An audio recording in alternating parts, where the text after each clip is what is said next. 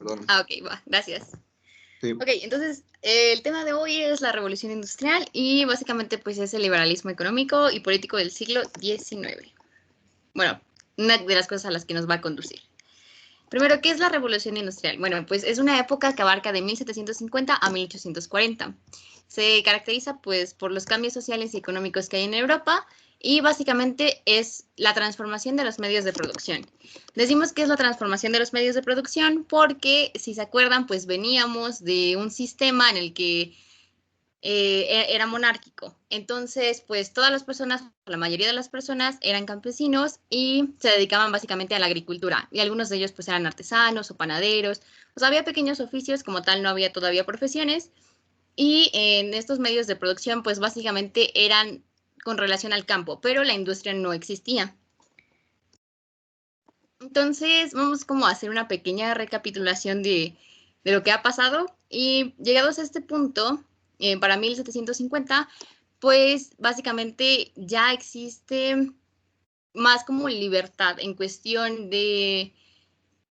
acuérdense que las ideas de la Ilustración pues promovieron la educación, promovieron que el hombre es igual, que la ley pues tiene que venir del pueblo y también hacen que las monarquías empiecen a caerse, ¿no? Como lo vimos en el caso de las revoluciones hispanoamericanas o la independencia de las 13 colonias, que lo veremos pronto, y así, ¿no? O sea, también lo vimos con la Revolución Francesa, o sea, todas esas monarquías dejaron de existir y empezaron a crearse gobiernos que iban pues más apuntados como a una democracia o en general todavía no existía esto de los partidos políticos, más que nada eran los parlamentos lo que se crean.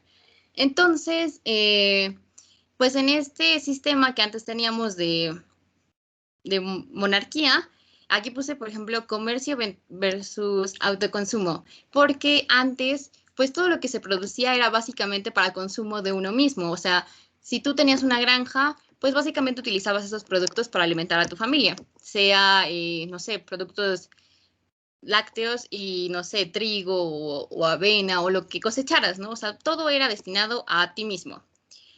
Entonces, pues justo cuando empieza otra vez la clase burguesa y el mercantilismo, surge la necesidad de empezar a comerciar los productos.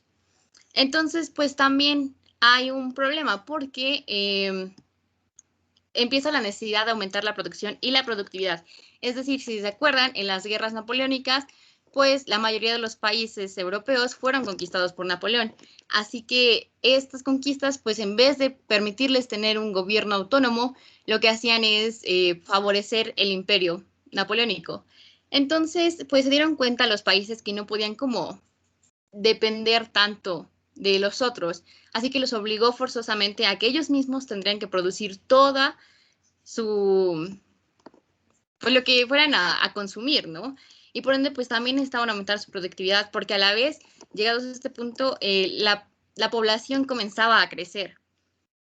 Entonces, pues esta revolución industrial es tal cual la industrialización del comercio. ¿Cómo pasamos de un autoconsumo a un comercio, ya propiamente el intercambio de bienes entre personas, pero no solo entre personas, sino también entre países?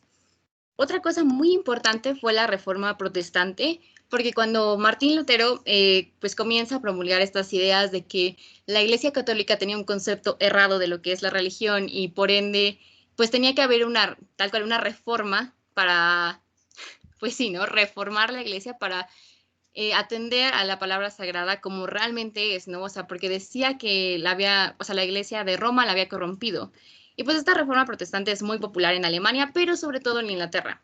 Cuando llega a Inglaterra y se forma la Iglesia Anglicana, lo que hacen es que también Inglaterra pasa pues por un proceso social muy fuerte, porque la concepción católica imponía que el trabajo es el castigo que se tiene que pagar por el pecado original, es decir, todas las personas pues tenían que trabajar porque así lo mandaba Dios, exceptuando pues la nobleza que eran como los favorecidos de Dios. Entonces, la Reforma Protestante rompe ese concepto, porque dice en realidad, o sea, también pues con ayuda de la Ilustración, dice que no es cierto, que el trabajo pues no es una imposición, pero que sí es necesario. Así que la reforma protestante también ayuda a que haya más libertad de comercio, porque ahora pues ya se perdió ese dogma de que es un castigo y pues por ende todos los países tienen la libertad para comerciar. Entonces, el contexto es básicamente ese, ¿no? Pero también justo la burguesía inglesa juega un papel muy importante en la revolución industrial, porque ellos empiezan a adquirir muchísimo más poder. Acuérdense que los burgueses pues son aquellos que tienen los medios de producción o que pueden producir. Así que obviamente les conviene que el comercio se expanda. Y lo que hace la burguesía inglesa es que pues cuando el rey Jacobo II, que entra, o bueno, es el siguiente en la línea de sucesión de Inglaterra, quiere imponer otra vez el catolicismo, pero pues la iglesia anglicana y en general la burguesía inglesa se lo impiden. Entonces, pues terminan haciendo algo que es la Revolución Inglesa, y la Revolución Inglesa pues básicamente consiste en cuando derrocan a Jacobo II y termina el rey Guillermo Orange como el rey. Y él lo que hace es que fortalece pues la monarquía parlamentaria. Y esa monarquía parlamentaria, como le indica, hay un parlamento y por ende todas, o bueno, la población tiene una representación y puede votar dentro del parlamento para tomar acciones que conciernen al país. Entonces, la clase burguesa pues aprovecha esta situación para que dentro del parlamento el comercio inglés pueda traspasar a otros países. Entonces, es aquí cuando empieza como tal el liberalismo económico y sobre todo se ve pues fortalecido por los ideales de Adam Smith, quien escribe un libro que se llama La riqueza de las naciones. De hecho, este libro es tiene muchas bases de la economía actual y lo que él plantea es que el mercado libre, o el libre mercado, va a hacer que los estados tengan mayor riqueza, y que también considera que es importante pues la propiedad privada. Entonces, pues esto empieza a sentar las bases de lo que va a ser la economía y de cómo se va a sustentar el capitalismo, porque aquí ya empieza a formalizarse el capitalismo, porque como habíamos dicho, ¿no? Veníamos de un capitalismo primitivo en donde apenas estaba dando el intercambio de productos, pero aquí ya podemos decir que el capitalismo pues ya está creciendo, ¿no? Y como les decía, también hay un aumento de la población porque pues igual también empiezan a cesar las guerras, entonces ya no hay tantas muertes, los campos están bien, hay personas que pueden trabajar la tierra y que por ende pues hay más alimentos, entonces pues la población ya se alimenta bien, ya puede reproducirse adecuadamente y satisfacer sus necesidades. Y esto también va a conllevar que haya un desarrollo tecnológico. Que más o menos abarca como la parte de 1725 a 1750. Y también otra cosa que favoreció el aumento de la población es que pues ahora a la industria le conviene porque hay mano de obra que puede trabajar y que puede pues hacer que estas industrias sigan creciendo y que sigan produciendo, porque eso es lo que buscan. Y una de las cosas también bien importantes es que aparece la máquina de vapor, porque la máquina de vapor viene a tal cual, o sea, revolucionar la industria. Es decir, la máquina de vapor permite producir más rápido que lo que podría hacerlo un obrero, ¿no? O un artesano. Entonces, la máquina de vapor ayuda o beneficia mucho en este aspecto porque ahora la producción crece. Y si hay más producción, pues hay más ventas, hay más dinero, hay más riqueza. La burguesía pues se ve más beneficiada porque aquí también empieza a ver muy notorio las clases sociales. Entonces, gracias a la máquina de vapor, pues ahora no es como tan necesaria bueno, o sea, sí sigue siendo necesaria la mano de obra para trabajar con las máquinas, pero en el sentido de velocidad, pues la máquina de vapor obviamente le va a ganar siempre a un humano. Entonces, la cronología es eso. En 1750 inicia la Revolución Industrial. En 1769 se introduce la máquina de vapor por James Watt. Y en 1814 esta máquina de vapor pues la empiezan a utilizar en la minería. Entonces, pues también eso promueve que haya más recursos. y especialmente pues para este punto, o sea, como que la revolución industrial está ocurriendo también simultáneamente a las independencias hispanoamericanas, porque si se dan cuenta, habíamos dicho ayer que las independencias hispanoamericanas empiezan en 1810. Entonces, pues también en este imperialismo, las potencias empiezan a explotar aún más pues al continente americano. O sea, como hay riquezas, como hay recursos naturales y materias primas para realizar o para mejorar la industria, pues sirve mucho todo esto, ¿no? Que haya, bueno, que la máquina de vapor haya incursionado. Para 1821 se construye el primer ferrocarril en Inglaterra. En 1823 comienza la industria del ferrocarril en Estados Unidos. En 1838 es el primer viaje transatlántico en barcos de vapor entre Nueva York y Liverpool. Y en 1840 termina la Revolución Industrial. Entonces, lo que podemos como destacar de esta parte de la revolución industrial, en primera instancia, pues es la expansión del capitalismo. O sea, les decía, este es como el primer paso grande que toma la industria para comenzar a expandirse. Y el capitalismo es quien toma las riendas del modelo económico, ¿no?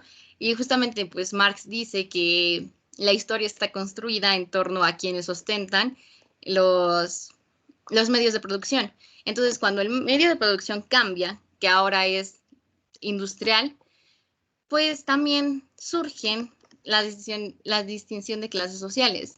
Y entre ellos, pues tenemos la que es muy marcada, la burguesía y la clase obrera. Pero también empieza mucho la explotación hacia la clase obrera. Entonces, a su vez, eso hace que haya más descontento social y produce que surjan muchas corrientes ideológicas como lo son el anarquismo, el comunismo, el socialismo y el sindicalismo. Entonces, pues eso es algo que se tiene que destacar, ¿no? La manera en la que se concebía el mundo cambia a partir de la revolución industrial y ya podemos como empezarnos a imaginar estas sociedades, no sé si vemos como series o películas medio antiguas, básicamente están situadas como en este periodo de tiempo, que es cuando las sociedades, o lo más parecido a la sociedad moderna que conocemos, empieza ya a construirse. También permitió mucho el comercio internacional y entonces, pues, con ayuda de los barcos de vapor es muchísimo más rápido transportar las mercancías. Así que, pues, las relaciones entre los países también empiezan a fortalecerse, pero también hay muchas guerras como transatlánticas, ¿no? Porque varios quieren, pues, ganarse las rutas de comercio y empiezan a surgir también, o todavía existen los piratas. Así que este comercio internacional también va a ayudar justamente a que el capitalismo aumente y, o sea, porque se genera más riqueza y más capital. Y lo que hace es que ahora sí empiecen como las disputas entre los países para ver quién es una potencia. O sea, porque antes vimos que las potencias o los países más grandes eran aquellos que tenían mayor territorio, ¿no? O sea, el imperialismo decía eso, ¿no? Mientras más grande sea tu terreno, pues más chido estás. Pero aquí ya no, aquí va a ostentar el poder quien sea más fuerte comercialmente hablando. También permite que se creen nuevas actividades económicas, como lo pueden ser, pues la parte de la industria textil, que como decía, empezó a ser muy significativa, porque es como de las más fáciles de producir, o sea, es relativamente sencilla la mano de obra, lo que se necesita ocupar. Entonces, esta creación de nuevas actividades económicas pues dio paso a que hubiera más trabajo, ¿no? O sea, la oferta laboral creció y también es aquí cuando les decía que pues empieza como la explotación de la clase obrera, porque empiezan pues jornadas horribles de 12 horas con un pago bien mínimo, en condiciones bien precarias y también, o sea, crece aún más la desigualdad entre la sociedad, pero también mucha distinción entre entre si eres uno u otro, ¿no? Entonces, pues esto nos va a llevar también a que empiecen las luchas por los derechos de los trabajadores, que es el sindicalismo, o sea, se empiezan a consolidar los primeros sindicatos justamente para defender y pues garantizar un trabajo digno para los trabajadores. También está la parte de la invención de los nuevos medios de transporte, que básicamente pues es el ferrocarril, que va a ayudar muchísimo al comercio porque también va a ser un medio de transporte por el cual se puedan comercializar las cosas, ¿no?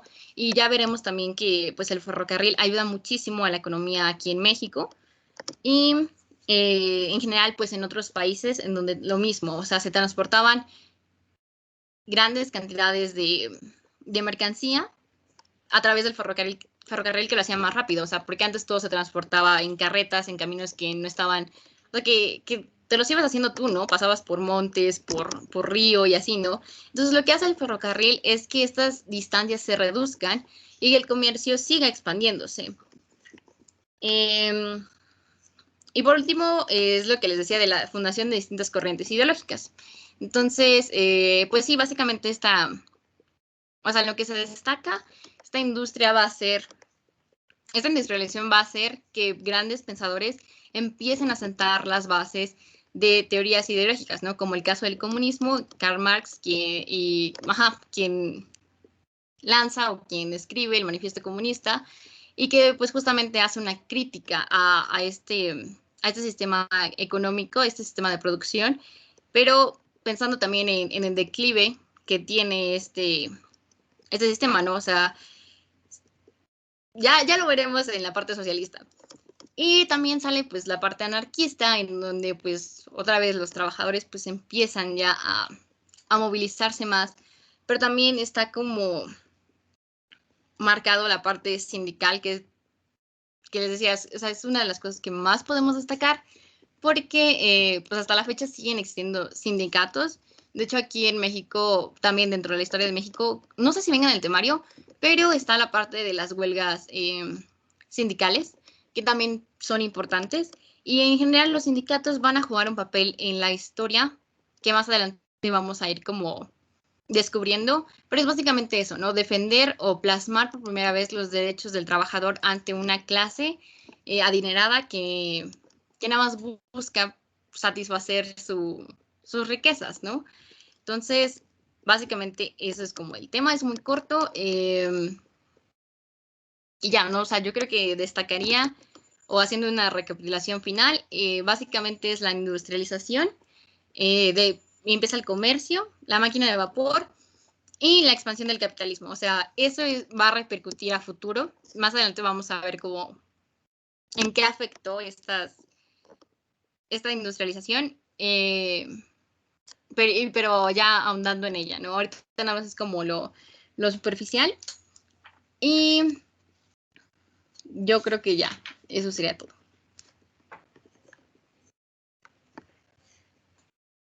¿Tienen alguna pregunta?